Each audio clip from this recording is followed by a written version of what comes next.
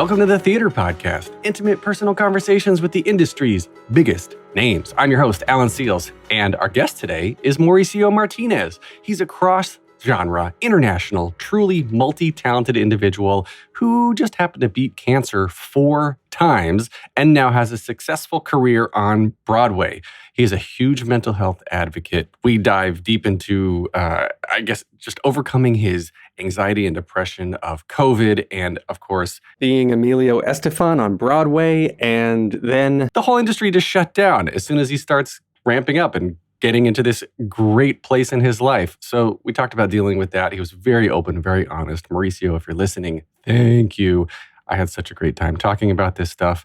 Coming up now for the rest of July, August, and September in 2021 here, he is the host for the Bryant Park Picnic Performance. Say that 5 times fast. So on July 30th coming up, Andrew Warren and Friends is performing. So he's going to be there with them. There's some other things in August and September that you can check on the bryantpark.org website if you're in the area. I highly, highly recommend these events. They are amazing.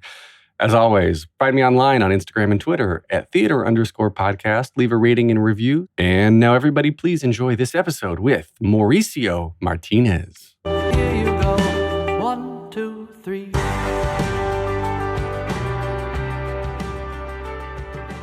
Today's guest is a major international star of both stage and screen, most recently seen in Papermill Playhouse's production of Unmasked, the music of Andrew Lloyd Webber. In addition to playing Emilio Estefan in Broadway's On Your Feet, he also led the national tour of the same name. He is an International Emmy winner for the TV show El Vato on NBC Universal and was a household name in Latin America before crossing over to Broadway, having starred as the leading man in the Mexico productions of Beauty and the Beast, Saturday Night Fever, Jesus Christ Superstar, The Drowsy Chaperone, Sweet Charity, The Last 5 Years, and A View from the Bridge. He's also the creepy, dirty character Tomas in the Broadway Podcast Network original podcast soap opera As the Curtain Rises, and is now the host of the Bryant Park Picnic Performance series. Mauricio Martinez, welcome to the Theater Podcast. Thank you so much, my dear Alan. What a great intro. I aged like 20 years in like less than a minute.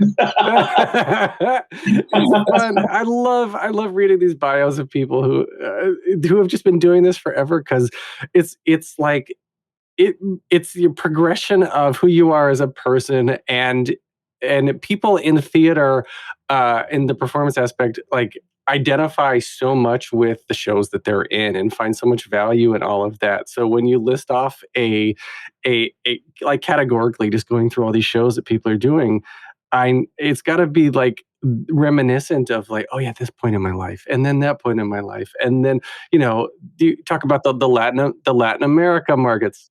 What color was my hair? Was I still a 30-inch waist? Was I divorced? Was I single? Was I in New York? Was I in Mexico? Yeah, there's a lot of things. But yeah, like you say, there's so many different shows too in so many years. So it's definitely nice to look back and be like, oh yeah, I did that. That's cool. Yeah. Well, let's dive into the Bryant Park Picnic Performance series real quick, because that's coming up real quick. That's quite a tongue twister, isn't it? Even for Americans, like Bryant Park Picnic Performance at Bryant. So many plosives. I was practicing it last time I did it. I did the first one on June 18th, and I presented the New York City Opera. And I was going over it with John right before. I'm like, oh God, this is hard. Bryant Park Picnic Performances, like Bryant Park. It was like a tongue twister. So yeah. You should use it next time for like vocal warm-ups. Like, yeah, I will. Probably will.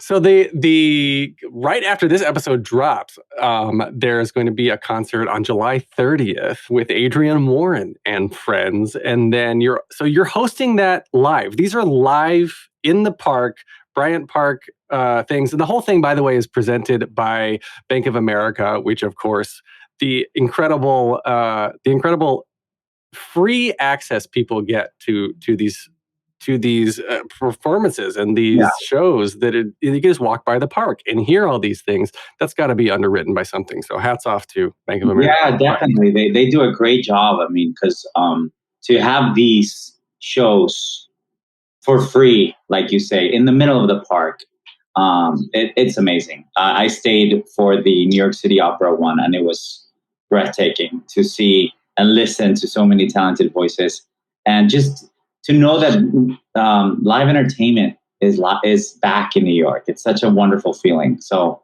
like you say, definitely hats off to Bank of America for making this possible, and the guys, everyone at Bryant Park, who's they're all really working hard to make this a wonderful experience. And I'm excited about the following concert. I'm very excited. I'm a huge fan of Adrienne. I saw her on Broadway as Tina Turner. She blew me away. Oh my gosh, so good. Yeah, she's so talented, and I cannot wait to host this event and see which guests she has. And yeah, it's gonna be great. My mom's gonna be in town, so I have a show on 54 Below on the 21st.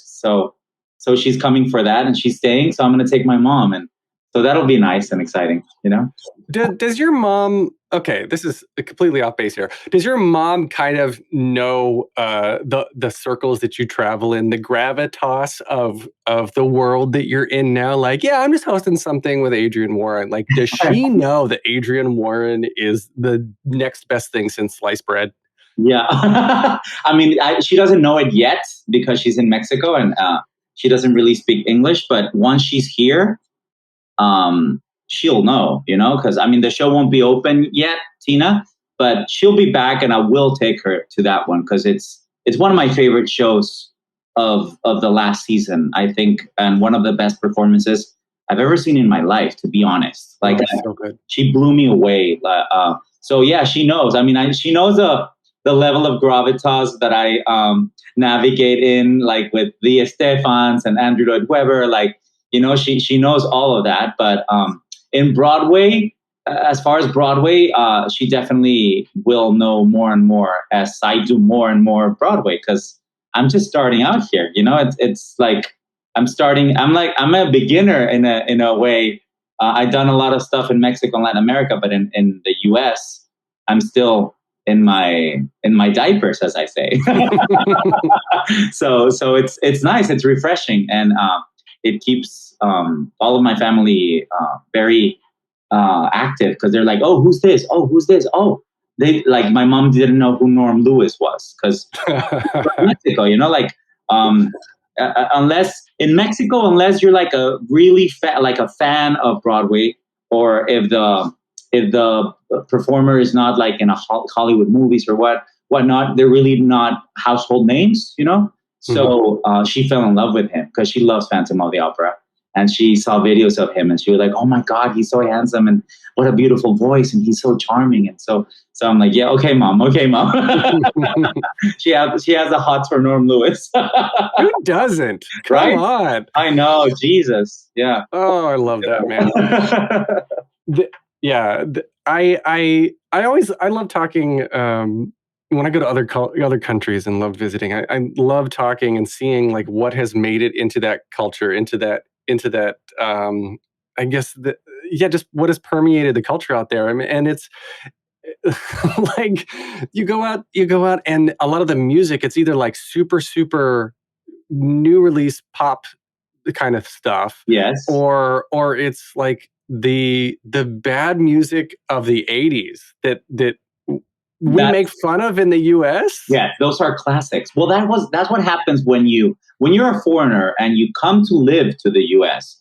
You realize that a lot of things that you thought were good are not really considered good in America by Americans, or they're like considered to be like guilty pleasures, or like you say, or maybe they're not as big in the US as they were in another country, such as my country. So that does happen quite often, to be honest.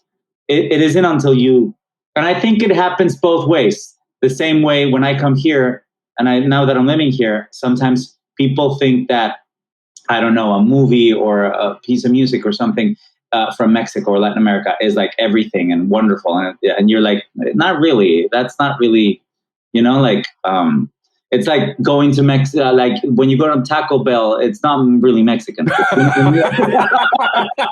You know what I mean? So just as I'm sure, like in Mexico, like I don't know, hamburgers and hot dogs are not really the best thing, like here in America, you know what I mean? Or like mashed potatoes or like cheesecake. So I think it's the same with art and with music, but I think also it depends on the taste of the audience. A lot of people like different things, and that's the beauty of what we do, I think, because there's literally taste for everything. You may not like pop, you may not like rock, you may not like, I don't know, hip hop, or I've heard it with people that they're like, they say they're not really into Hamilton because they say they're not really into hip hop or rap. I'm not really into hip hop or rap, but I love Hamilton. You know what I mean? So it's like sometimes it gets you just got to try it and see if you like it, and you might find out that you love it. I'm still not into hip hop and rap, and I would listen to Hamilton all day long. All the time. Same like me. Same as me, and in the Heights as well. And I'm like, I love those two musicals, and I don't really listen to hip hop or rap in my life other than Hamilton and in the Heights. You know what I mean? So it's like, yeah, that happens a lot too. Or like rock. I think like rock. The most rock that I hear is probably like Rock of Ages. Whenever I play like either the soundtrack of the movie or the original cast recording, so that happens with genre sometimes. So I want to take this back to you and rewind a little bit because I mentioned in the bio just one of many things. You are an Emmy winner for El Vato, and I guess let's get into what got you into where you are now, because did you start out as a singer? Did you start out as a TV actor, a theater actor? Because, we listed off a million Broadway shows that you did in Mexico. Yeah. So where did the whole thing begin? Well, I started out wanting to do both things, really. The three things: sing, act, and dance. Growing up in Mexico, my mom used to play me movie musicals, like The Sound of Music, Hello Dolly, and I love them. Grease, I watched over and over and over again. I had the biggest crush on Olivia Newton-John, and I wanted to be John Travolta so bad.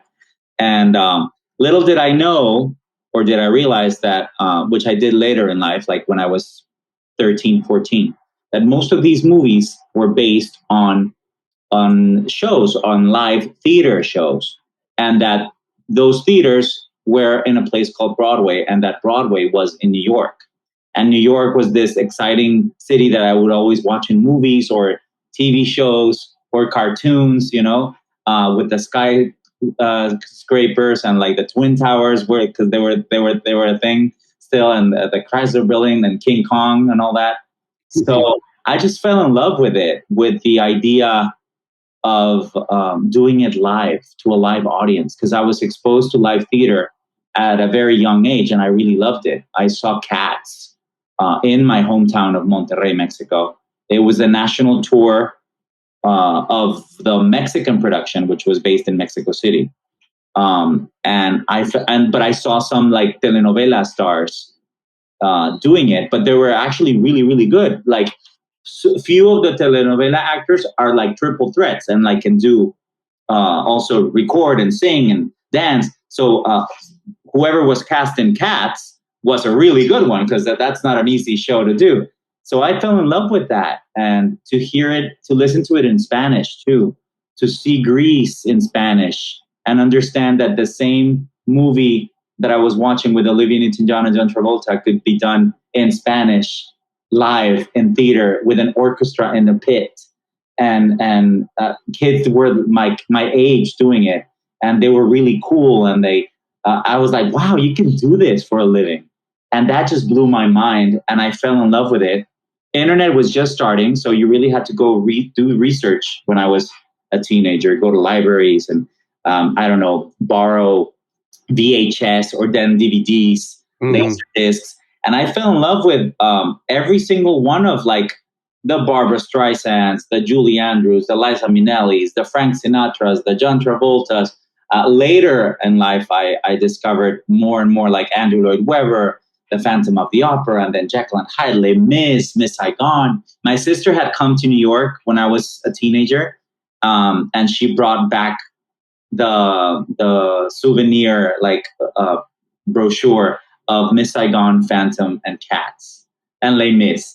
And I like looked at it like as if it was gold. You know, I loved it. Oh, wow. And I listened to the recordings over and over again. And I started taking voice lessons when I was 15, 16.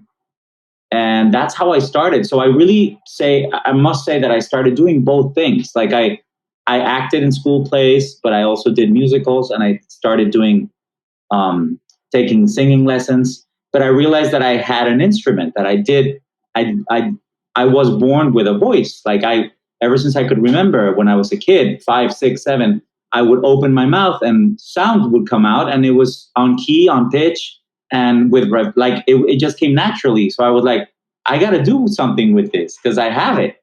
My brother or my sisters couldn't sing. I was the only one in my house that could sing. So I discovered it, and I just explored and had fun. And later, when I was 17, going on 18, I really wanted to leave Mexico and move to New York. A friend of mine got a scholarship to go to Berklee College of Music to Boston. And she sort of like put that little bug in my head, and she was like, you could do this too, you know? And so I asked for the brochure, and I got it, and I liked it, but I said, but this is really not for me. Like, that's only like 30% of what I do, you know? If I go to Berklee and just study music and singing, and what about the actor? What about the dancer? What about I need to be more complete, you know, because I wanted to be like a Gene Kelly, like a Fred Astaire, like a Patrick Swayze. When I saw Dirty Dancing, I was like, man, that's what I want to do, you know? And so I looked for schools in New York, and I ran across one that's called AMDA, the American Musical and Dramatic Academy. Mm-hmm. And again, I got the brochure, and I just browsed through it, and I was like, wow, I memorized it, I think. And I saw who graduated from there. And I just saw the pictures of the both boys and girls like taking ballet or like taking sight singing music or acting, and the streets of New York and the theaters. And I was like, wow, that's where I gotta be. So I got my audition date, which was on 1997.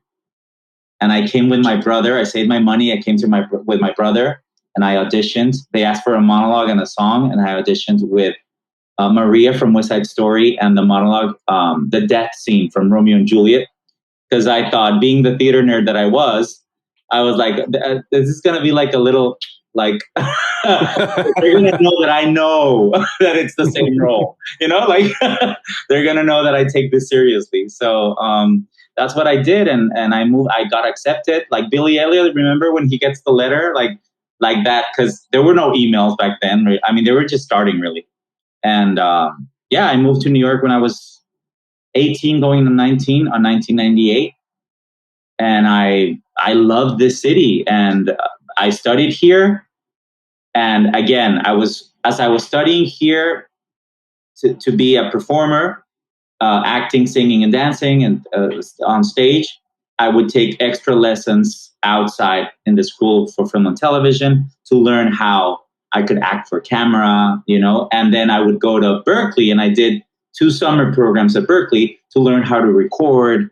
And like I studied rhythm and blues and pop to like be more versatile, because I always knew that I wanted to do everything. Like I wanted to be a recording artist, but I also wanted to be on Broadway, but I also wanted to do TV. I was like, if Barbara does this, I can do it, you know? Like, like hell, if Madonna can do it, so can I. So, and that's what I planned in my head at 18, 19, and it's been working ever since. You know, of course, my visa ran out back then in the 2000s. Then I got a job at a cruise ship singing all over the world when I was 23. So that was amazing. I saved money. I went back to Mexico, and I just started auditioning, and I started booking things. I booked Mexican Idol. Wow. On 2002. So I was in that TV show for 4 or 5 months, and I was third place. And after that, I started doing soap operas, and then I started doing concerts, and then I got a record deal. And every single time I would be doing Broadway musicals, but the Mexican productions. I did Saturday Night Fever, like all the ones you said. And so ever since then, I was combining it all, and to this day, if you ask me, what do you prefer? I don't have an answer. I mean, I'm like, I love, when I'm doing theater, I love doing theater. When I'm doing concerts, I love doing concerts. When I'm doing TV, I love doing TV. But the best is when I can combine the two. Like if the show like El Vato or a musical in theater where I can both act and sing at the same time, those are the best ones. When I'm doing just a straight play or just a TV role that doesn't sing, I like it, I love it, but the singer gets jealous. It's like, where's the music? Where's my song? Like, where's my song?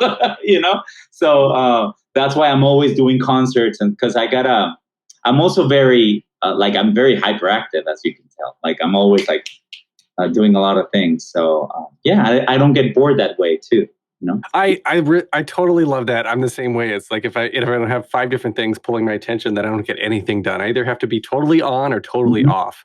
And I was going to ask what hit first, but it sounds like it was the recording artist side of things. And would you say that, like, I guess, would you agree with that? And then it was the Mexican Idol. Did that was that the springboard into everything else, and it just kind of snowballed from there? Or was there something else that sort of like brought together everything to, I mean, El Vato, that obviously a major TV show is something that propels you as well. That was like a crossing over, and I did, it was in Spanish, but it was for the American Latino, specifically the Mexicans living in the US. And it was a huge hit, and we won the Emmy, That was amazing. But, I mean, yes, Mexican Idol was definitely like what started it all. I became a household name in Mexico almost overnight. And that's a blessing, but it can also be a curse, because a lot of those TV shows, you get this stigma, and this label that like you just came out of nowhere. But I made sure that to say like, oh, well, I've been studying in New York for years. I've been doing this and this. And I think life, little by little, put me in a place where the audience knew that I did this with all my heart, and that I loved this, and that I wasn't just starting out. I had already had many, many years of studying and working. And for me, the show was just it was another gig. It was not like, oh, this changed my life. No, it was another job. And when it was over, it was time to look for another job. But I landed, before I did albums, I landed the lead in Saturday Night Fever. So that was sort of like what took me away from the Idol thing, and like put me in the leading man of musicals in Mexico. And after that, they just kept coming.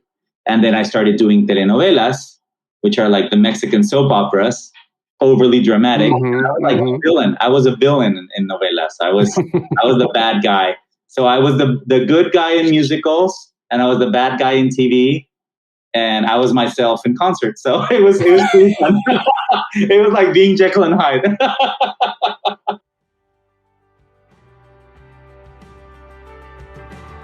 We're going to take a short break. Stay tuned for more of the episode.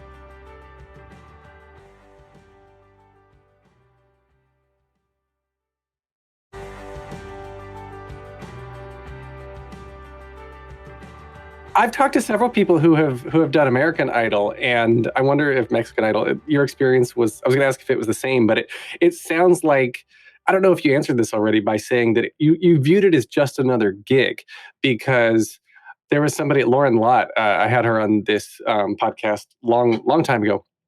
And she, on her Instagram, she posts all the time about wigs that she wears, and she's an advocate for just, wearing wigs and things. Okay. But when we talked about it in the podcast, she said that the stress of Idol was so much that's when her hair started falling out. Oh, wow. Well, I believe her. Yes.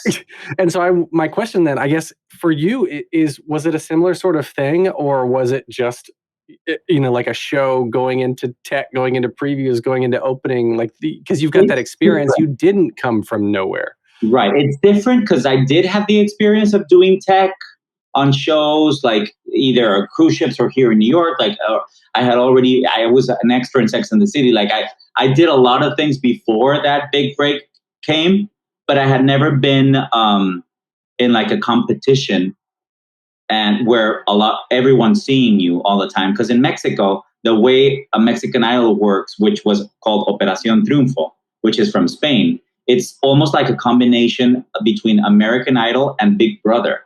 Because you live in a house together, and you're not allowed to leave the house in 4 months. And they only take you to the TV station on Saturdays to rehearse and Sunday to do the live concert. And throughout the whole week, you have like big celebrities, recording artists come and like talk about their careers or whatnot. And you get your song and you work on your song the whole week. But the audience decides who stays or who leaves. But there's a panel of 4 experts who nominate you every week. I was only nominated once, so I made it through the final. But it was very stressful because you never knew.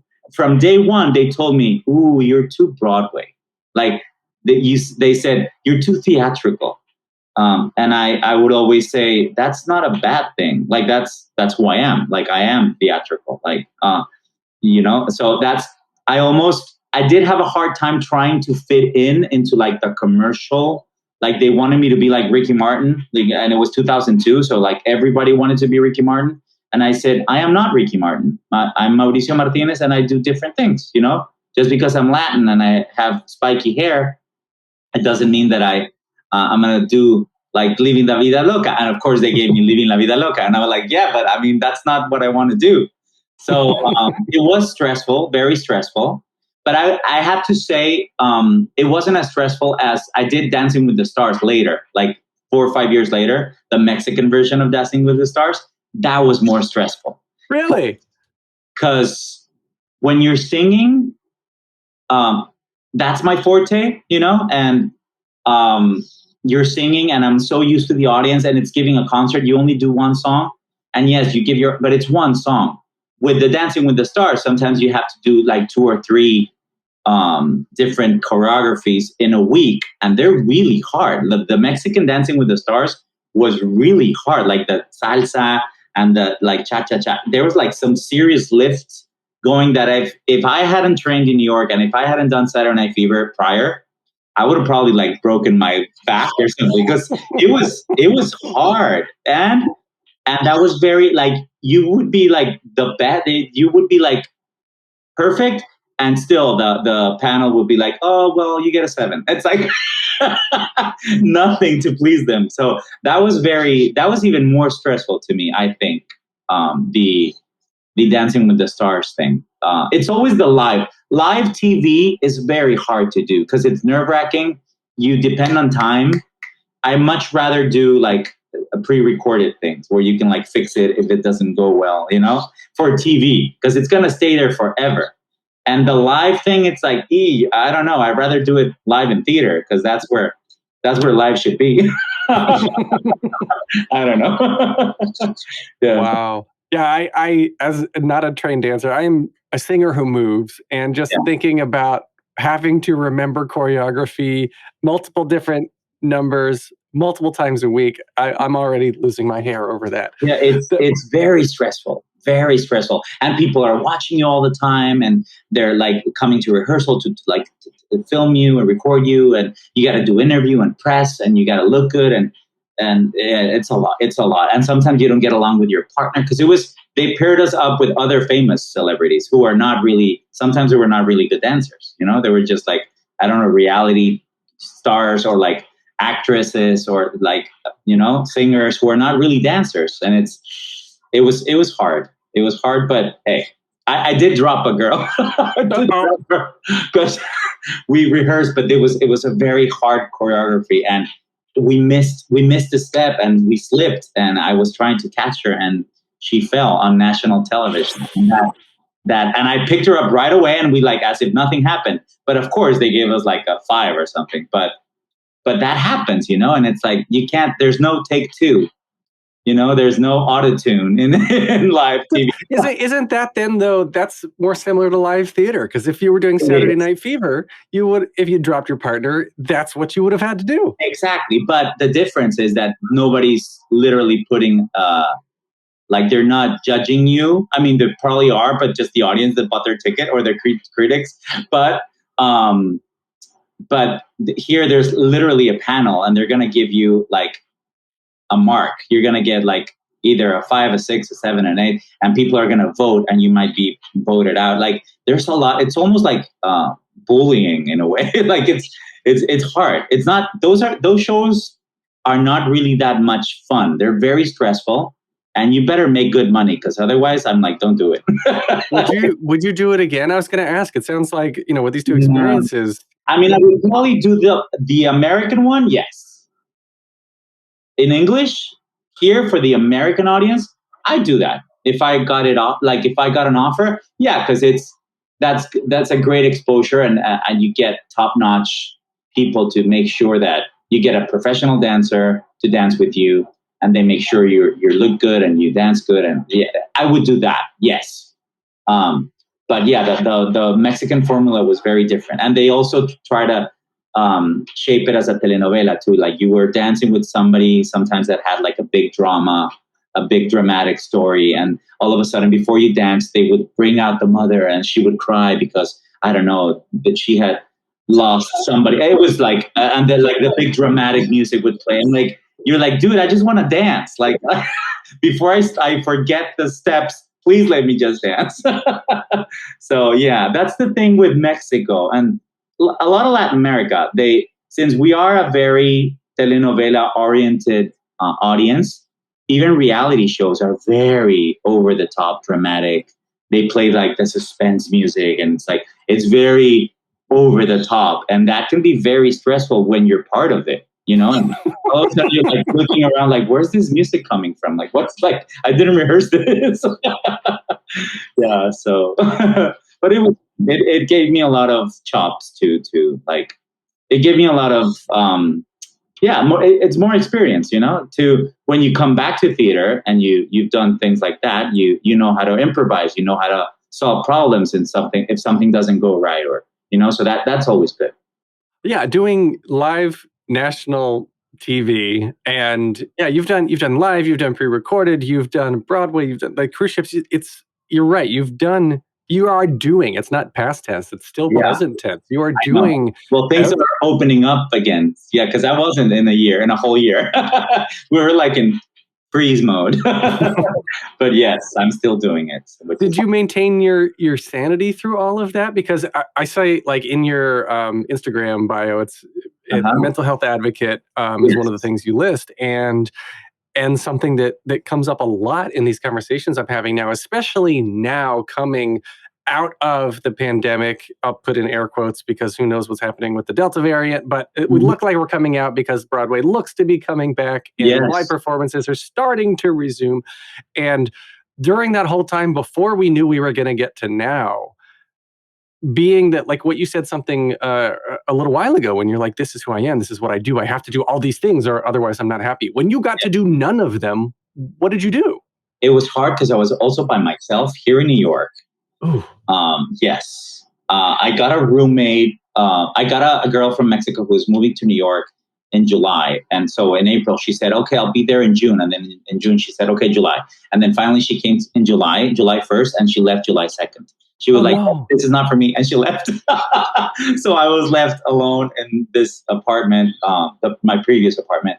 And of course, by then, I mean, it was, I think we all went through stages. In the beginning, maybe the first month, it was sort of exciting in a way, like, because it was like, ooh, we get to I had just literally wrapped Unmasked, which was a hard show to do. Like, I did Gethsemane, and like I did a lot of hard songs there, and it was Andrew Lloyd Webber was there all the time. So it was like, there was a lot of pressure in that show because it's a new show, and they were like figuring a lot of things out.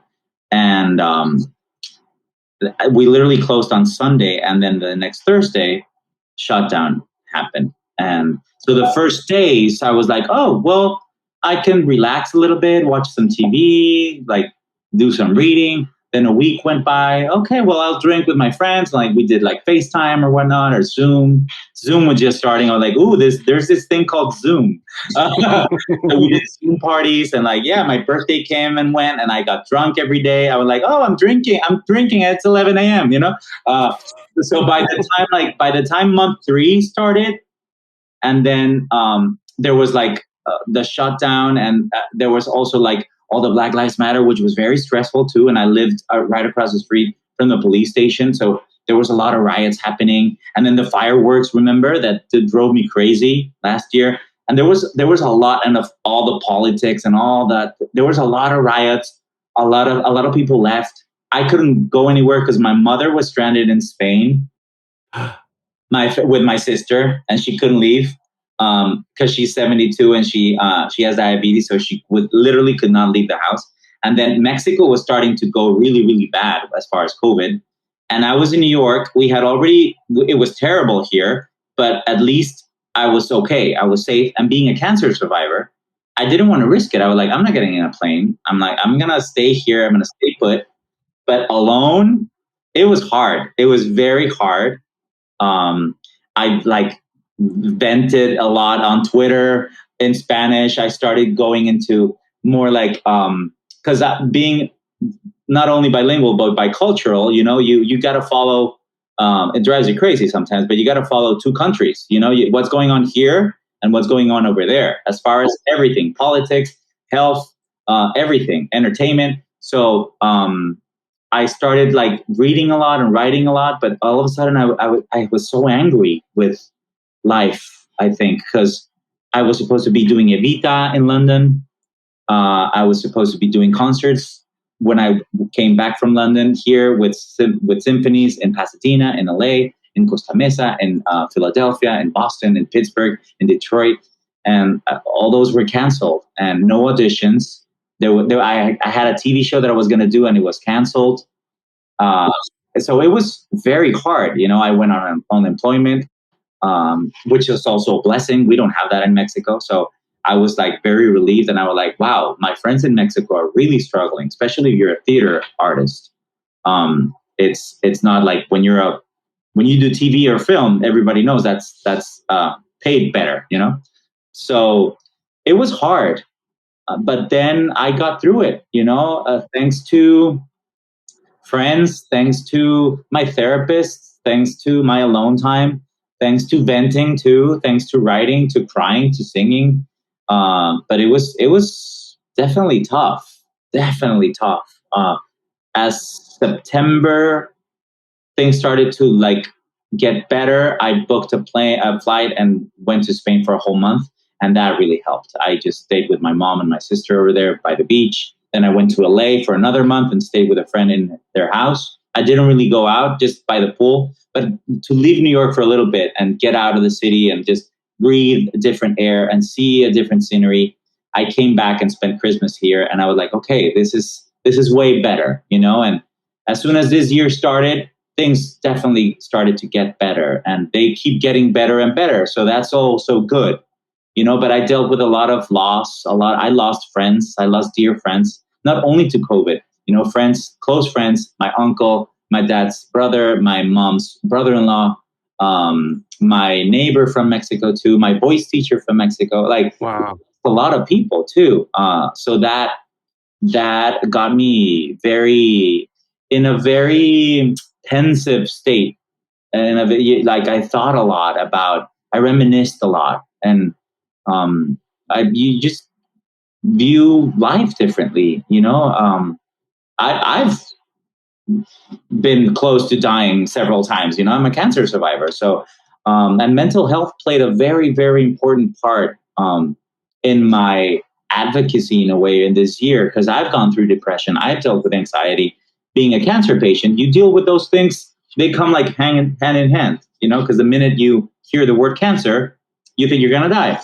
And so your emotions go all over the place. And being a performer and being a very intense and passionate person as I am, a Latino, a performer, a gay man and a cancer survivor. Like, of course, my emotions are all over the place all the time. But so I've dealt a lot with that. So I started to give messages of you can do this, and don't say this to people that are depressed. Never say this, and do this instead, and check on your friends. And it's okay not to be okay. And it's okay to go to the therapist. It doesn't mean you're crazy. And besides, we're all crazy, like embrace your craziness. And it's okay to take antidepressants if you need them. It's okay to take and go out and run and meditate and breathe and write and watch TV. And if all of that doesn't work, then definitely you are depressed. Go to the doctor. You need help. Like, it's not a sin, and it doesn't mean that you're, there's so much stigma around it and in Latin America, a lot. So a lot of my followers are from Mexico and Latin America because of the TV shows and whatnot.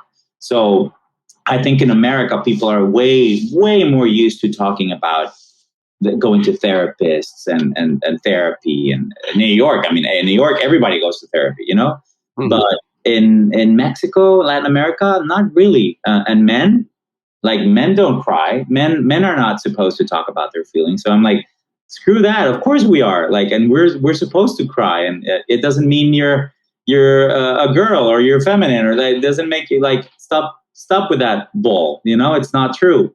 So I did help, I think, a lot of people, hopefully. I did get some messages of people that are two specific people that were literally thinking about ending their life. Wow. And I texted them via Twitter, one on Instagram and via Twitter. Literally, I sent them voice messages. You're not alone. This is the hotline. Call them. You're okay. Are you by yourself? Where are you? What are you how can I help you? And yeah, because I've been there, who hasn't? So many people have been. And these are hard times. So the emotions and play a very important part in our lives. And specifically after this year, we're all going through a collective trauma. We're not healed yet. Just because theater is coming back and we can do concerts again and we are auditioning and I don't know, we're supposed to, we don't need to wear a mask everywhere. It doesn't mean that we've healed. We may be vaccinated from the virus, but there's no vaccine against collective trauma. We went through a lot of loss, uncertainty, death. We lost jobs. We lost there's a lot, and there's so many battles going on at the same time. In this country specifically, the Stop Asian Hate, the Black Lives Matter, there's so many different. So it's wow, guys, we need to breathe and know that it's okay if we say we're not okay. We stop pretending that, hey, we're fine. We're not fine. We're going to take a short break. Stay tuned for more of the episode.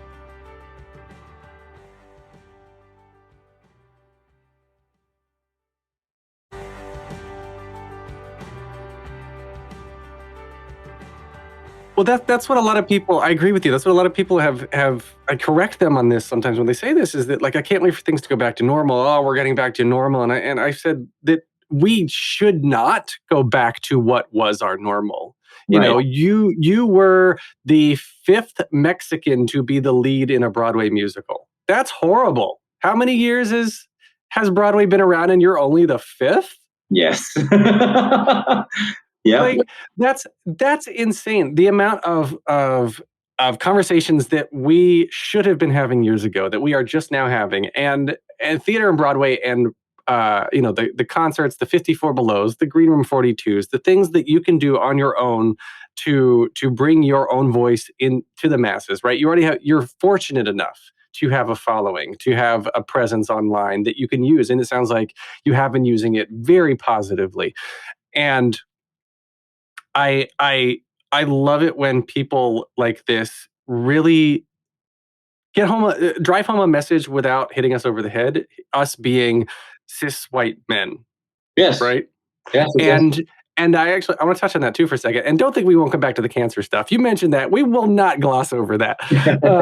But the me being a cis white man, I realize only unfortunately too recently how easy a life has been, and you are white presenting. Yes. And I feel like, you've probably had these not opportunities, but these situations where you've played more to one side or the other, like, oh, I'm more Latin, like code switching. Right? Of course. And well, in Mexico, I probably would never, and probably never will, play somebody who's poor, for example. That's just how Mexico works. Why? Because I'm white.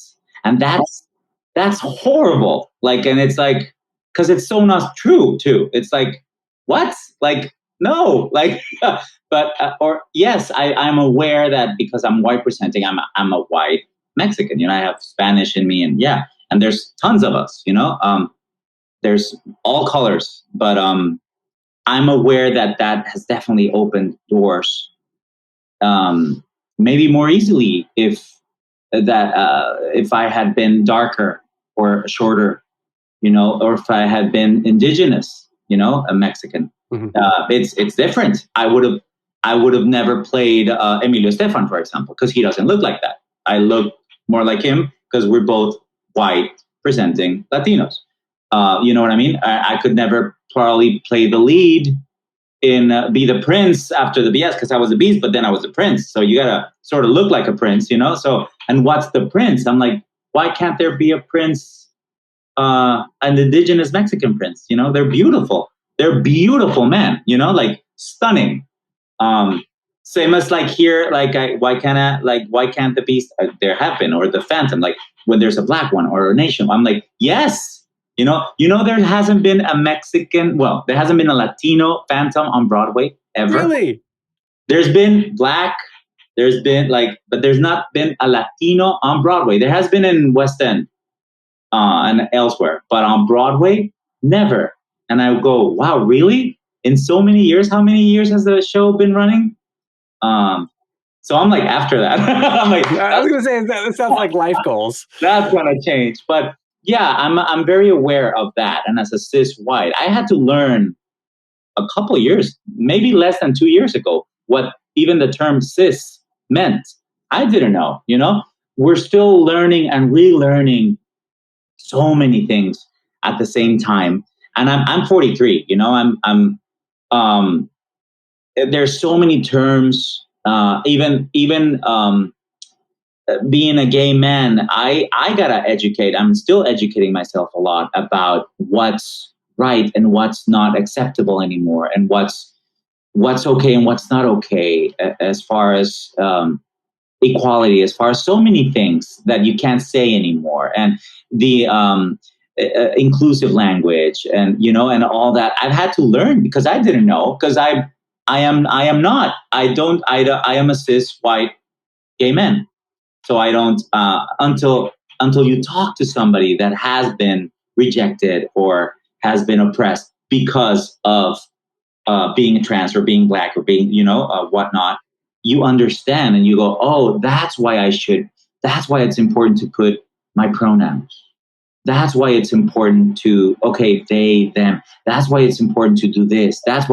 But until you don't do your research and ask, and I ask a lot, all the time. All my friends know me. And sometimes I'm like, they're like, Mao, don't. I'm like, I have to know. Otherwise, if I don't make the mistake, I'm not going to be corrected. Like, I gotta know. And I'm doing it from a place of love. Like, please just help me. Because I also live in 2 languages and 2 cultures, and some things that are good over here don't work over there. It's like, wow, it gets confusing sometimes, Right.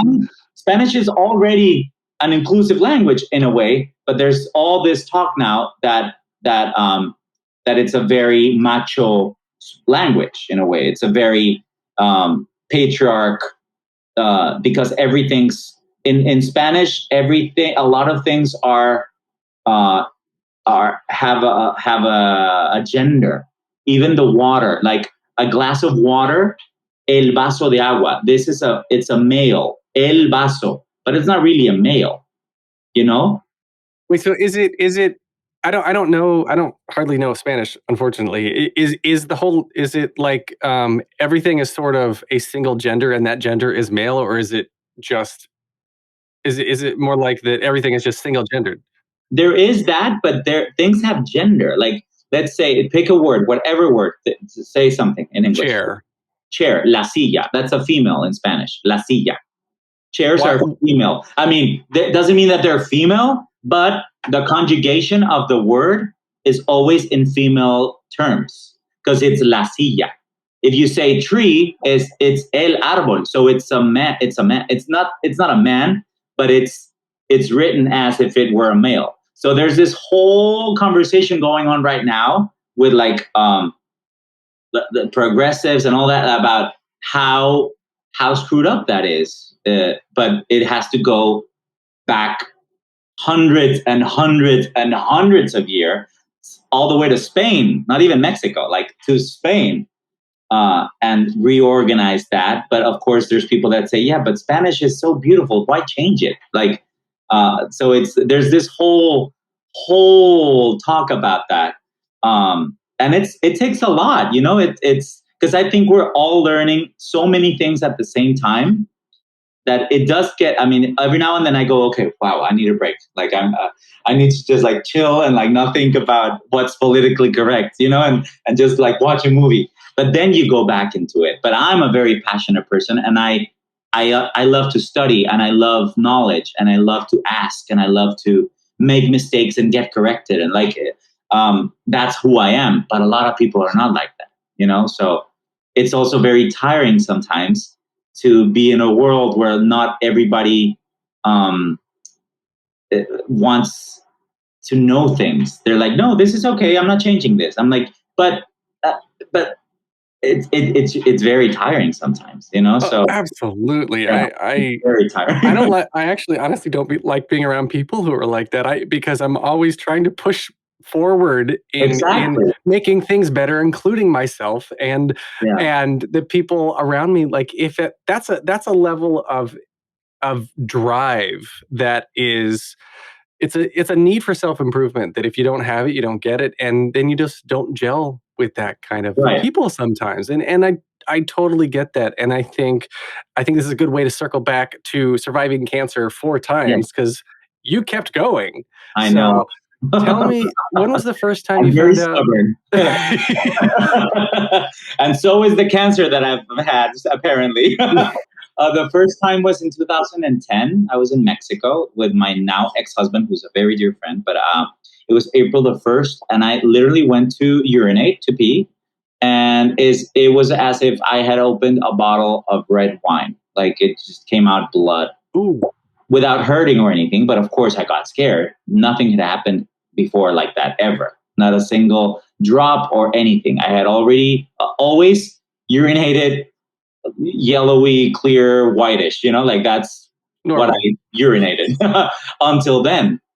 And it was hard to get a doctor because it was Easter, and Mexico being very, very Christian and Catholic, and doctors, specifically urologists, were away. Most of them were away in Europe in a congress or something. And so it was hard. I waited for 3.5 days until I was seen by a doctor, and they did studies on me. They did x-rays and everything. And the doctor called me and he said, I need you to come back to my office right away because you have 5 tumors inside.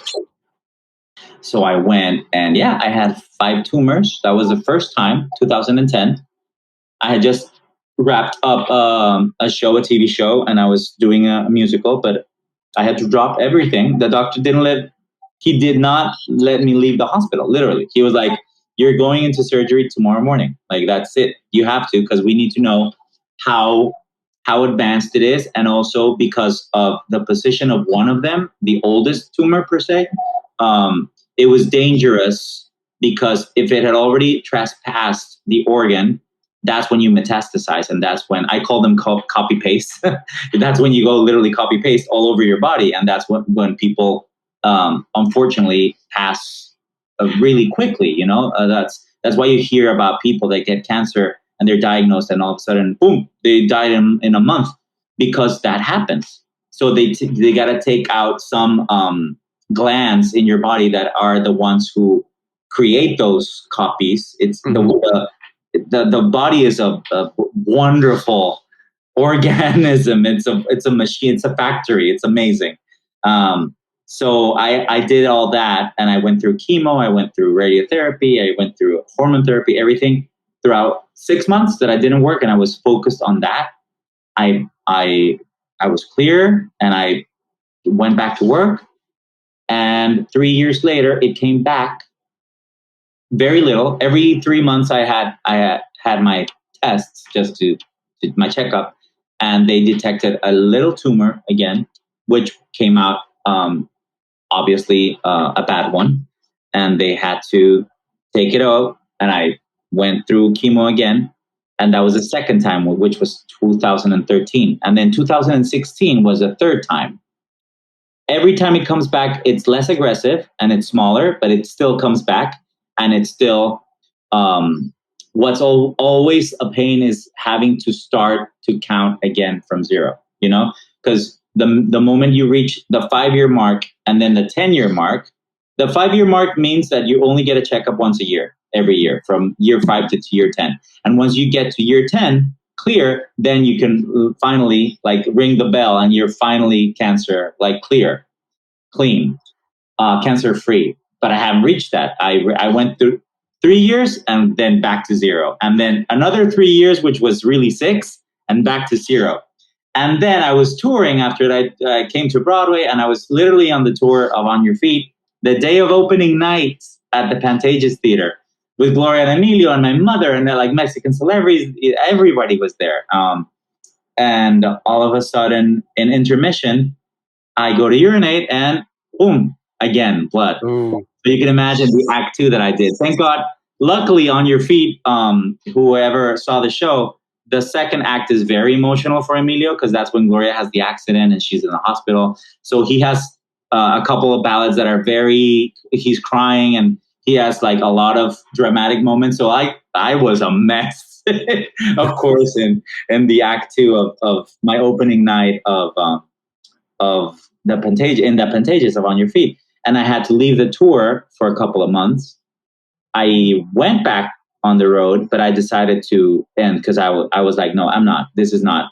I can't do this. I can't be touring the country in the middle of getting my green card and figuring out where to get chemo in San Francisco, the first dose, and then LA, the second one, and then Minnesota, the third. This is going to drive me crazy. And of course, my mental health took a toll, and I fell into a deep depression the 4th time because I had to leave everything, and I went back to Mexico. I was 40 years old, unemployed, left the show of my dreams, and it was heartbreaking. So I went through a very dark period, a couple of months. But luckily, in knowing my personality, I didn't give up. I was like, I know that I have this. I know that I'm depressed. I know that I got to probably deal with this for the rest of my life. So I focused for 4.5 months in Mexico. All I did was go to therapy and find out what medication I needed, because I was very depressed. And I went to 3 different therapists. I went to a psychologist as well, and also a psychiatrist. And I mean, medicines, that's what they're for, And finally, because we did trial and error, and I was like a zombie for a month, because I was like, this is not working. And they were like, well, we got to figure out which one and finally we found out which one is, which is fluvoxamine, which is amazing to me. And it helped a lot. And it was literally night and day. And I came back. I was like, oh, okay, well, it's time to move to New York. I have my green card. Okay. Okay, let's do this. And that's when I finally moved back again on 2019 to New York. And I booked Unmasked right off the bat. And I did Unmasked. And then COVID started. luckily, but by the time COVID hit, I had already been medicated for almost a year, and I didn't leave. I didn't stop taking therapy. And that's the importance of being a good patient, both for cancer and mental health. Just as I treat my body going to the gym, or just as I treat the muscle of my voice, taking voice lessons, that's how you got to treat your mental health too, and be a good patient for both the therapy and take your medication, and also for the cancer. If I don't go to the doctor every 6 months, I may have a tumor inside and I don't find out, and you know what I mean? I could die in a year or two. Like that's why you gotta keep going and be whatever the doctor says. Like he's like God to me. It's like, okay, I gotta do it. You say I gotta do it, I'll do it. And that's how it works. But that's why I'm here, you know, and it's worked so far. So that's why I'm here. Alive and kicking. Very, very kicking, very alive. Your energy is like just coming through the screen here as we're talking, and it always does. And I think about Steve Jobs actually when I think of people who are trying to push through cancer with, there's nothing wrong with alternative medicines, and there's nothing wrong with holistic health and whatnot, but there's a point where, and this goes towards, climate change and not putting bleach in your body and to kill COVID and all the other things that you should really think about before you do. I know, please. But there's a point where science, full stop, right? So science is there, and it has helped us create these solutions to problems never before that we've never been able to solve. And I forget her name, and I'm so sorry I'm forgetting her name, but she just invented the CRISPR, the gene manipulation device, the ability to manipulate genes, so that we're now getting into a realm of like we had a revolution, a computer revolution, in the 70s and 80s, and now we're getting into a revolution of genetics. And so what she created, you should look this up, CRISPR. Yeah. It's allowed us, or it will allow us now, and there's a huge ethical debate around this, to literally genetically engineer embryos. Okay. Because you can just, like you're cutting and pasting your movie in Final Cut, right. you can just manipulate DNA, and you're like, I want blue eyes here, and I'm going to isolate and remove the gene that predisposes you for anxiety, right, or cancer, or depression, or whatever the case is. And that's fascinating. I've heard about it. Yeah. I find it fascinating. Oh, me too. Oh gosh, what I wish I could remember more of this, because I'm making a horrible story. But there was, it's this one of these. It was a kid who, he's not a kid anymore, but at the time he was like a teenager or whatnot. And I think like his dad died of sickle cell, and he found out he had sickle cell, and he helped to, like, he through high school and into college figured out how to isolate it and treat it. And then it was one of these conversations. He was asked, like, if you could eliminate the gene that caused sickle cell or allowed it to happen, would you do that? He was like, no, never. Not a doubt in my mind, because it's made me who I am. It has given me the ability to drive, to find the science, to do all the things that I am now. I wouldn't be who I am without this. And yes, now we know how to keep it at bay. We know how to treat it, but I would never remove it. And so we're so off topic. I love it. No, but I love it. Yeah, that's a good conversation. Yeah, yeah. But all of this stuff, it's so fun to me, and because it's fascinating, And I think, as you say, medicine is there for a reason. Like, at me as a mental health advocate and like depression survivor, and 4-time cancer survivor, I firmly believe in the power of medicine and doctors. Like, I would not be here. Yes, a lot of other factors have helped. Yes, of course. But the main reason I'm still here is definitely medicine. Like, that's a no-brainer. So that's why that's why I have this specific stance about vaccines. And that's why I have the specific stance about anything that has to do with science. Science is science. It's there for a reason, and it's always helped.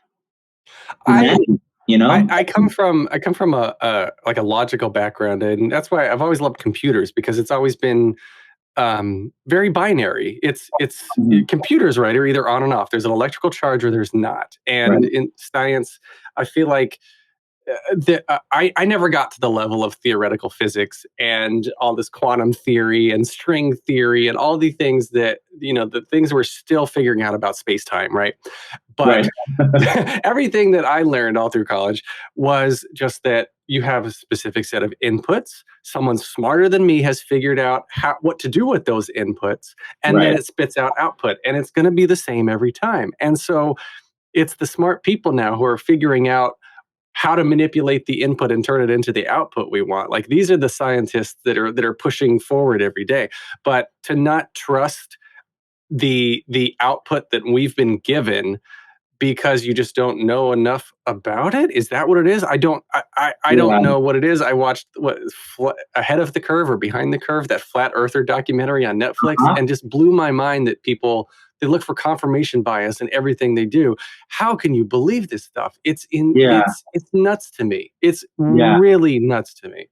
Yeah, and I agree. And I mean, I respect people's beliefs too, but I sometimes I don't.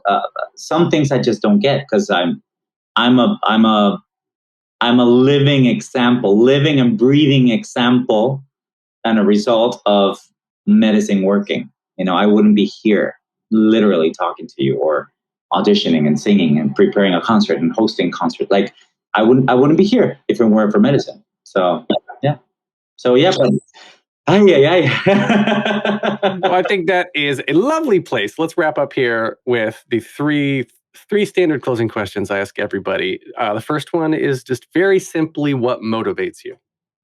Ooh, what motivates me?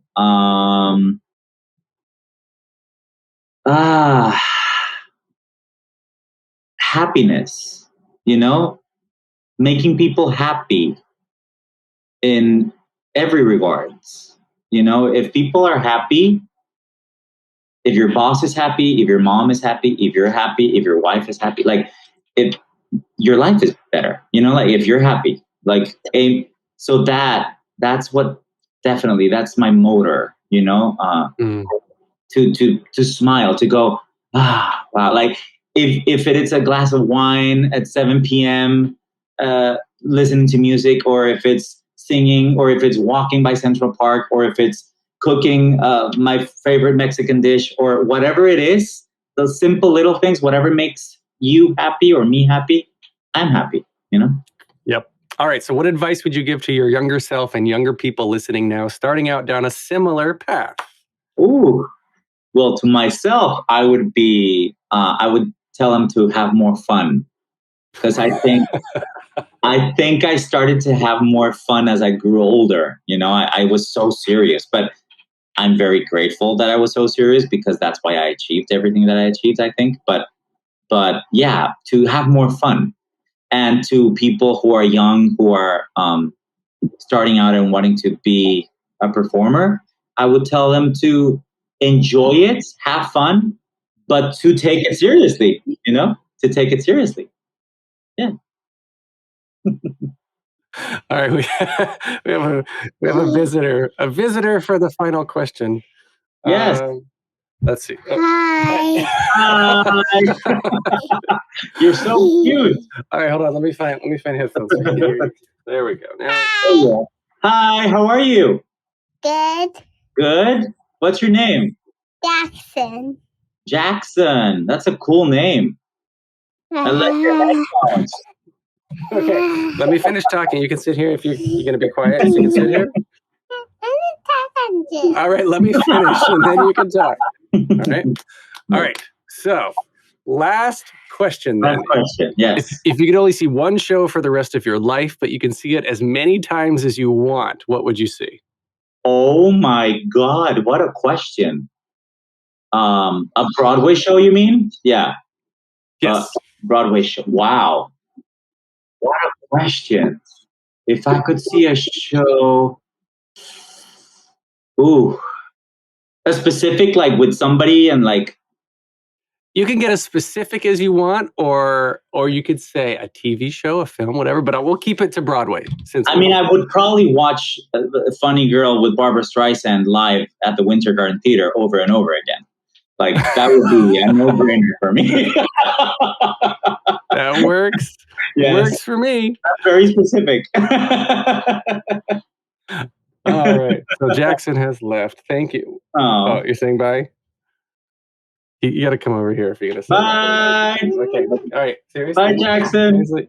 All right. Well, so obviously the Bryant Park Picnic Performances are coming up. The next one coming up on July 30th with Adrian Warren and friends. You are hosting live. Go to bryantpark.org to get more information about that. And it's actually being live streamed too. And we were talking about, sponsorship from Bank of America. It's going out live thanks to Bank of America.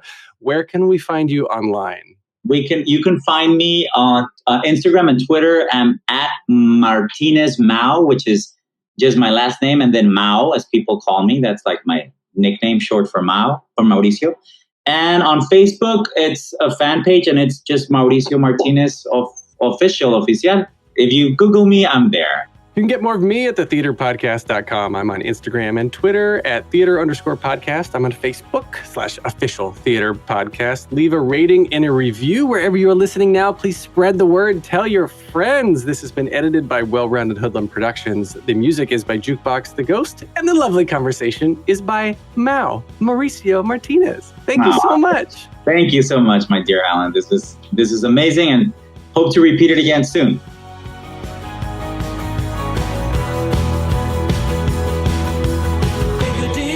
Make the world a little colorful.